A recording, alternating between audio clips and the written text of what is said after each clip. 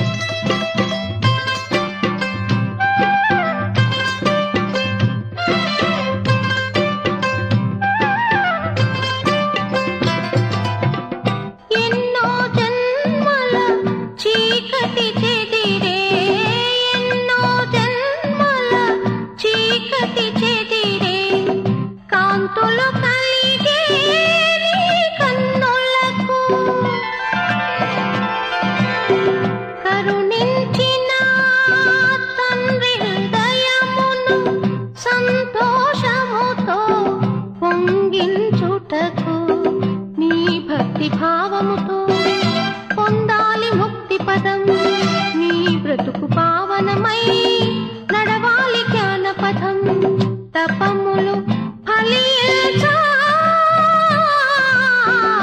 సాగిపో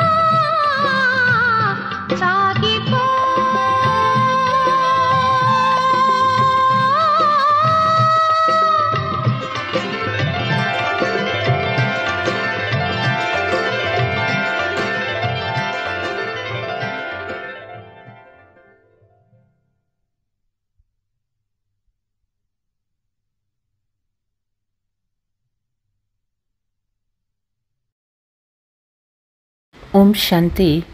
మధురమైన పిల్లలారా, ఇప్పుడు తండ్రి మనల్ని పాలన చేస్తూ ఉన్నారు, చదివిస్తూ ఉన్నారు, మీ ఇంట్లోనే కూర్చోబెట్టి సలహా ఇస్తూ ఉన్నారు.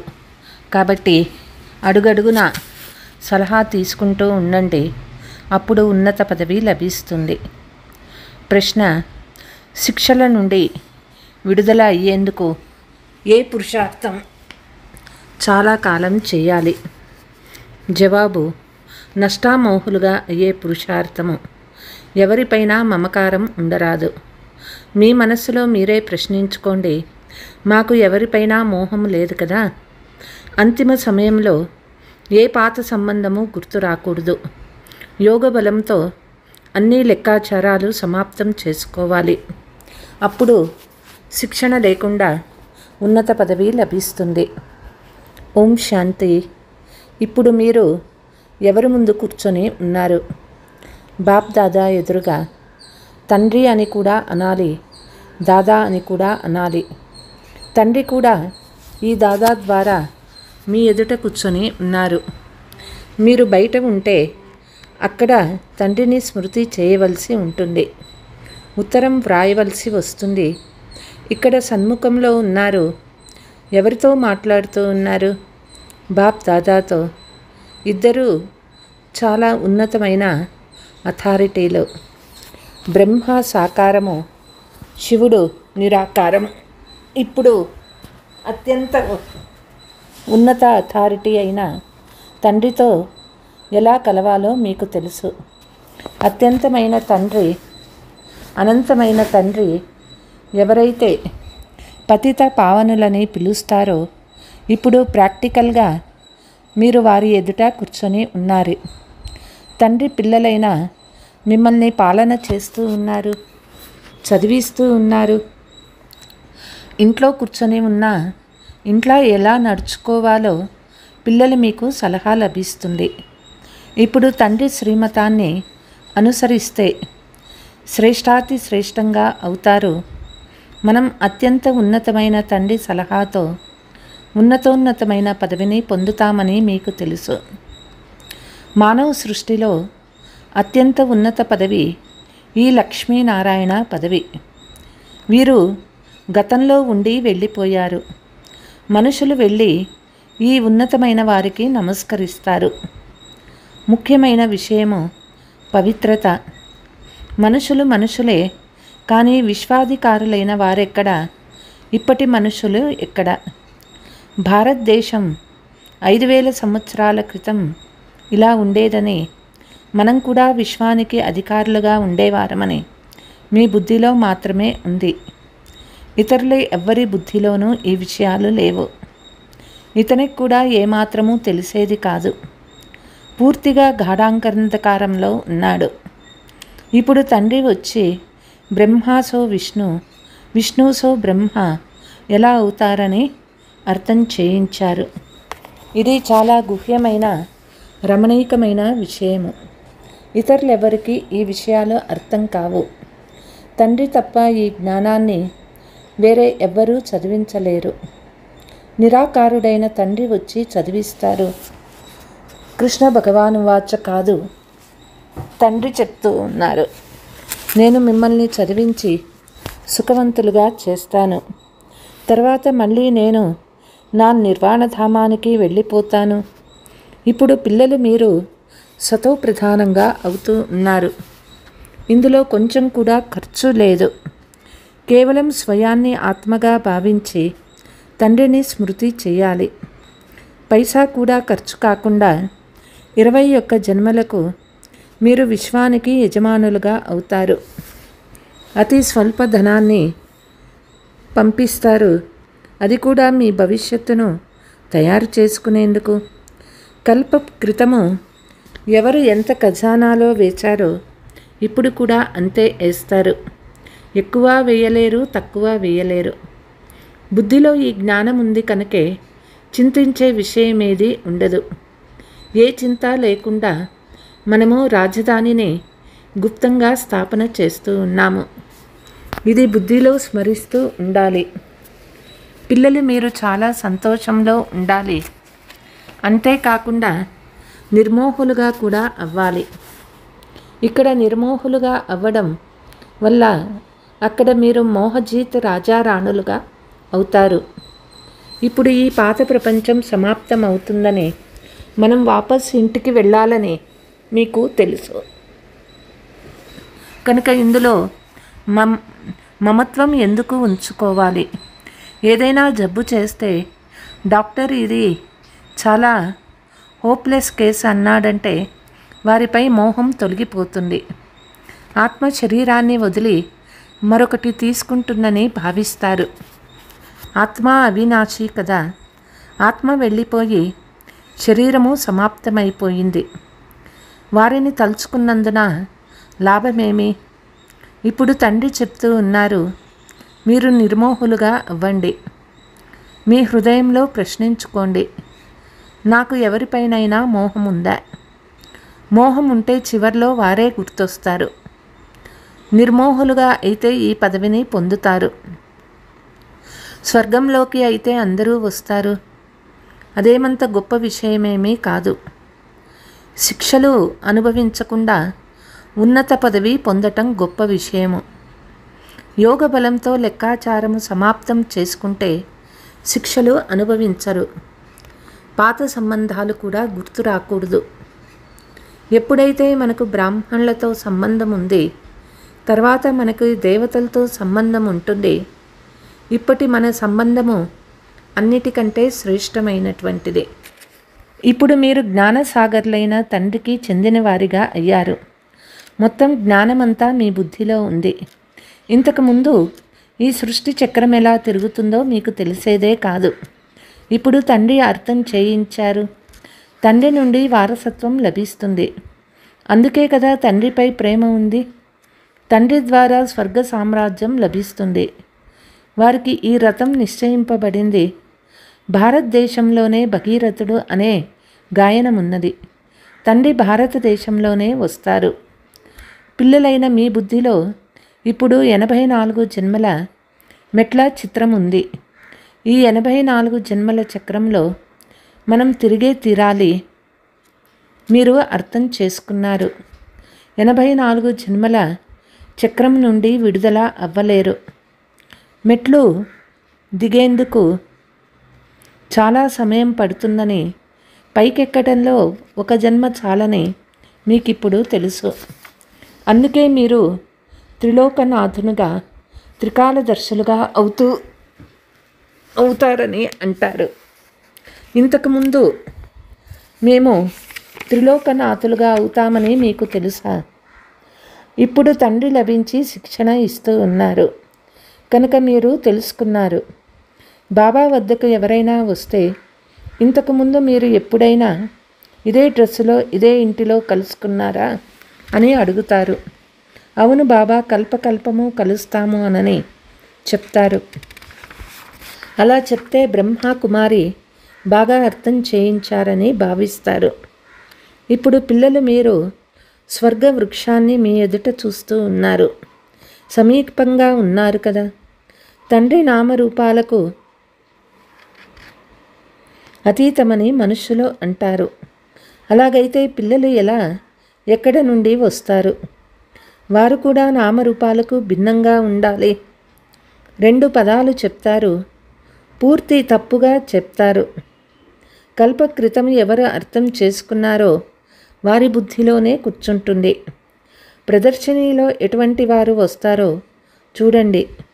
కొంతమంది వినిపించిన మాటలను నమ్మి ఇదంతా కల్పన అని వ్రాసేస్తారు. అటువంటి వారు మన కులానికి చెందినవారు కాదని భావించాలి. అనేక విధాలైన మనుషులు ఉన్నారు. మీ బుద్ధిలో మొత్తం వృక్షము 84 జన్మల వృక్షము డ్రామా అంతా వచ్చేసింది. ఇప్పుడు మీరు పురుషార్థం చేయాలి. అది కూడా డ్రామా అనుసారమే జరుగుతుంది. డ్రామాలో నిర్ణయించబడి ఉంది. అలాగని డ్రామాలో పురుషార్థం చేయాలని ఉంటే చేస్తాము అని అనడం తప్పు. డ్రామాను పూర్తిగా అర్థం చేసుకోకుంటే వారిని నాస్తికులని అంటారు. వారు తండ్రిపై ప్రీతి ఉంచలేరు. డ్రామా రహస్యాన్ని తప్పుగా అర్థం చేసుకుంటే కింద పడిపోతారు. వారి భాగ్యంలో లేదని భావించవలసి వస్తుంది. అనేక రత్నాల విఘ్నాలు వస్తాయి. అయితే వాటిని లక్ష్యం పెట్టరాదు. తండ్రి చెప్తూ ఉన్నారు, మంచి మాటలు ఏవైతే మీకు వినిపిస్తున్నామో అది వినండి. తండ్రిని స్మృతి చేసినందున చాలా ఖుషీగా ఉంటారు. 84 జన్మల చక్రము పూర్తయిందని, ఇప్పుడు ఇంటికి వెళ్ళాలని మీ బుద్ధిలో ఉంది. ఈ విధంగా మీలో మీరే మాట్లాడుకోవాలి. పతితులైన మీరు వెళ్ళలేరు. ముందు బాబా తప్పకుండా ఉండాలి. అతడి వెనకే ఊరేగింపు బయలుదేరుతుంది. భోలానాథుని ఊరేగింపు అనే గాయనం కూడా ఉన్నది. అందరూ నెంబర్ వారుగా పోవాలి. ఇన్ని ఆత్మల గుంపు నెంబర్ వారుగా ఎలా వెళ్తుంది? మనుషులు ఈ భూమిపై ఎంత స్థానం ఆక్రమిస్తారు? ఎంత ఫర్నిచరు, జాగిర్లు మొదలైనవన్నీ కావాలో చూడండి. ఆత్మ ఏమో ఒక బిందువే. ఆత్మకు ఏమీ కావాలి? ఏమీ అవసరం లేదు. ఆత్మ ఎంత తక్కువ జాగా తీసుకుంటుంది? సాకార వృక్షానికి నిరాకార వృక్షానికి ఎంత తేడా ఉంది? అది బిందువుల వృక్షము. ఈ విషయాలన్నీ తండ్రి బుద్ధిలో కూర్చోబెడతారు. మీరు తప్ప ఈ ప్రపంచంలో ఈ విషయాలను ఇతరులెవ్వరూ వినలేరు. తండ్రి ఇప్పుడు మీ ఇంటిని మరియు రాజధానిని స్మృతి ఇప్పిస్తారు.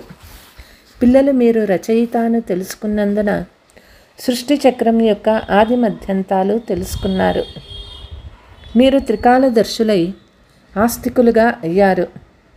ప్రపంచమంతటిలో ఇప్పుడు ఆస్తికులు ఎవ్వరూ లేరు. అది హద్దు చదువు, ఇది బేహద్దు చదువు. అక్కడ అనేక మంది టీచర్లు చదివిస్తారు. ఇచ్చట చదివించేది ఒకే టీచరు. వీరు అద్భుతమైన వారు. ఎందుకంటే వీరే తండ్రి, టీచర్, గురువు కూడా అయ్యారు. మొత్తం ప్రపంచానికంతా టీచర్ వీరే. కానీ అందరూ చదవరు. తండ్రిని అందరూ తెలుసుకుంటే అందరూ బాప్దాదాను చూసేందుకు పరిగెత్తి వస్తారు. గ్రేట్ గ్రేట్ గ్రాండ్ ఫాదర్ అయిన యాడమ్లో బాబా వచ్చారు అని తెలుసుకుంటే అందరూ ఒక్కసారిగా వచ్చేస్తారు. యుద్ధం ప్రారంభమైనప్పుడు తండ్రి ప్రత్యక్షమవుతారు. కానీ అప్పుడు ఎవరూ రాలేరు. అనేక ధర్మాల వినాశం జరగాలని కూడా మీకు తెలుసు. మొట్టమొదట ఒక భారతదేశం మాత్రమే ఉండేది. ఇతర ఖండాలు ఏవీ ఉండేవి కావు. ఇప్పుడు మీ బుద్ధిలో భక్తి మార్గంలోని విషయాలు కూడా ఉన్నాయి. బుద్ధి నుండి ఇవన్నీ తొలగిపోవు కదా. అవన్నీ గుర్తున్న భక్తి పాత్ర పూర్తయిందని మనం ఇప్పుడు వాపస్ ఇంటికి వెళ్ళాలి. ఈ పతిత ప్రపంచంలో ఇంకా ఉండేది లేదనే జ్ఞానం ఉన్నది. ఇంటికి వెళ్ళాలంటే సంతోషంగా ఉండాలి కదా. ఇప్పుడు మీది వానప్రస్థ స్థితి.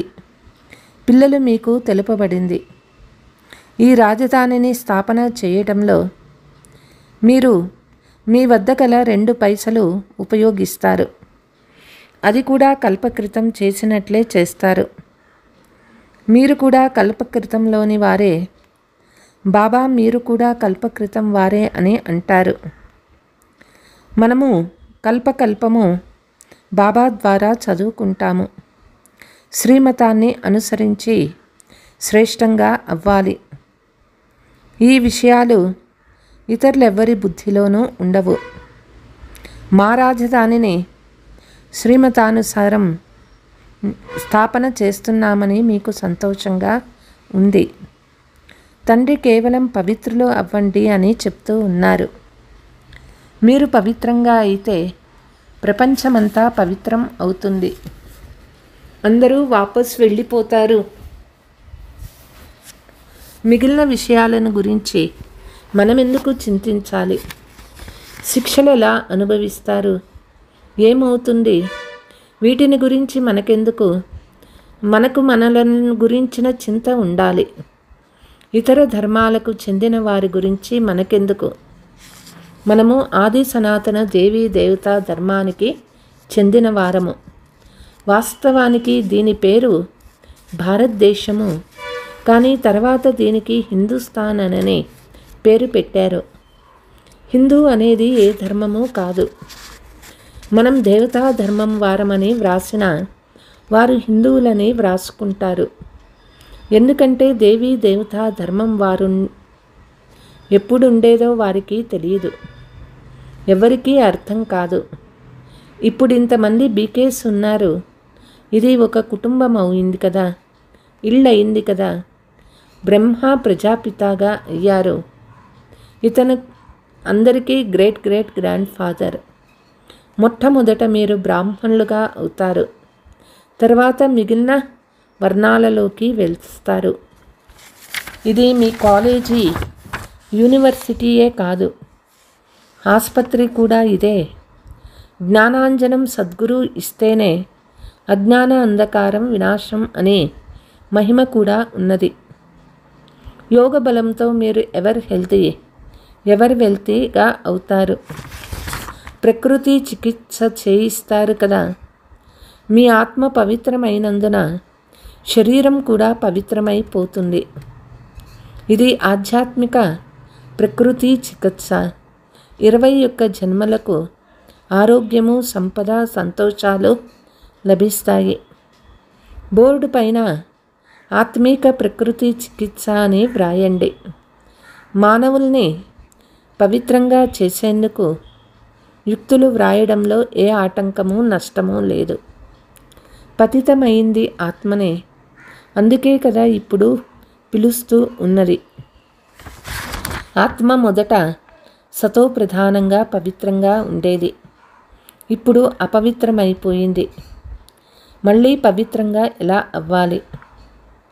భగవానువాచ మన్మనాభవ, నన్ను స్మృతి చేస్తే మీరు పవిత్రంగా అవుతారని నేను గ్యారంటీ ఇస్తూ ఉన్నాను. మీరు పవిత్రమైపోతారు. బాబా ఎన్నో యుక్తులు తెలుపుతారు. ఇలా బోర్డులో వ్రాయండని చెప్తారు. కానీ ఎవ్వరూ ఇటువంటి బోర్డు ఉంచలేదు. ముఖ్యమైన చిత్రాలు ఉంచుకున్నారు.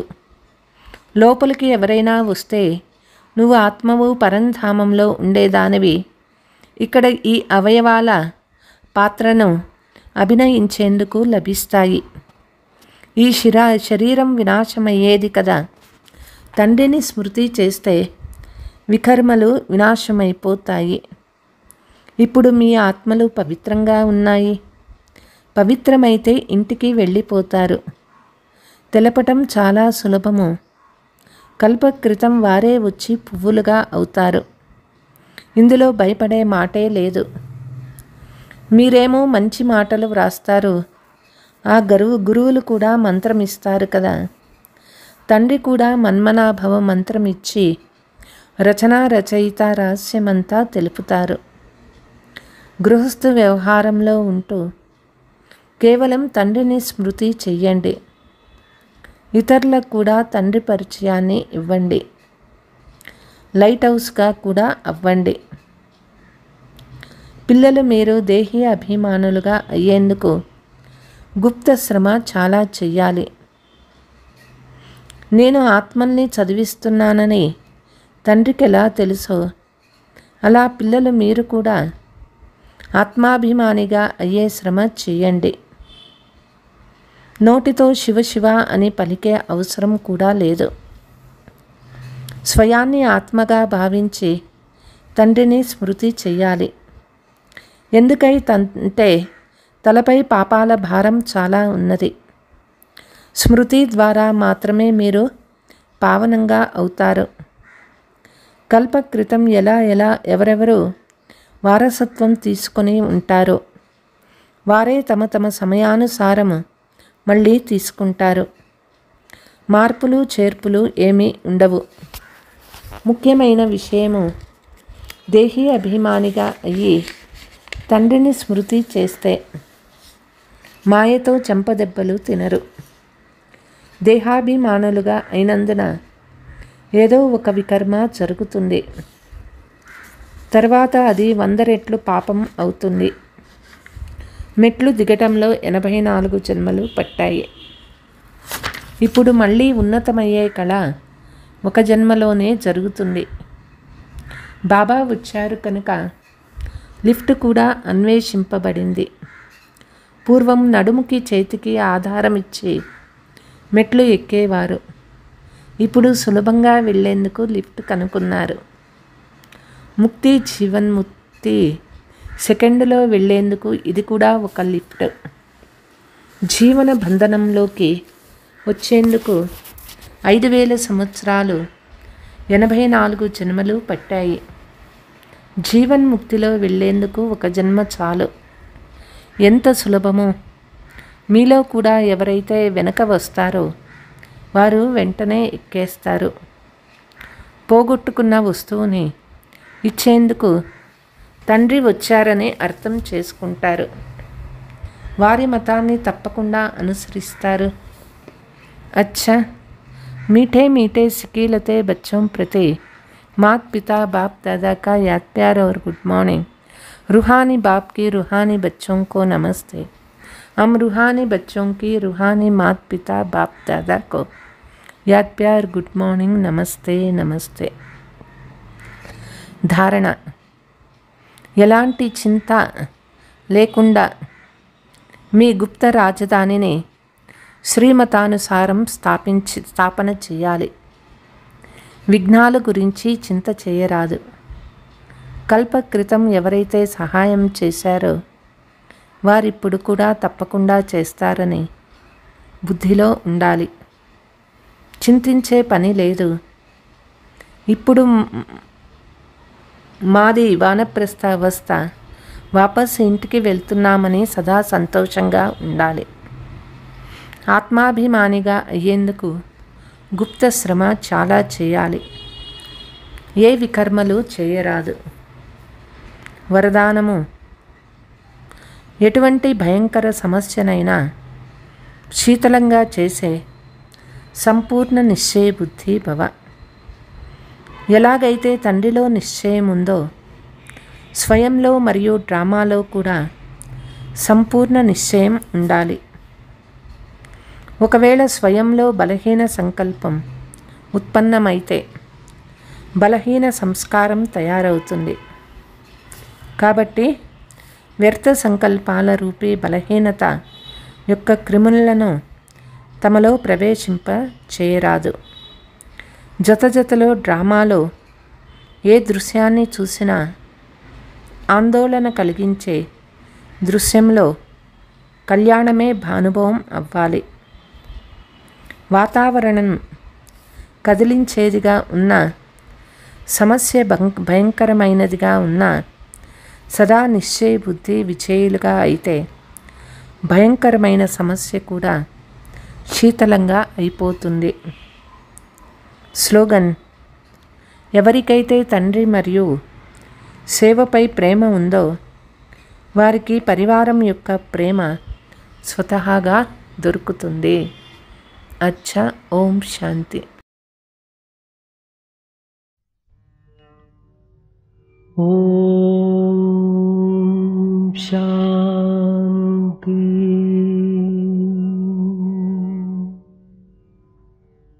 ओम शांति.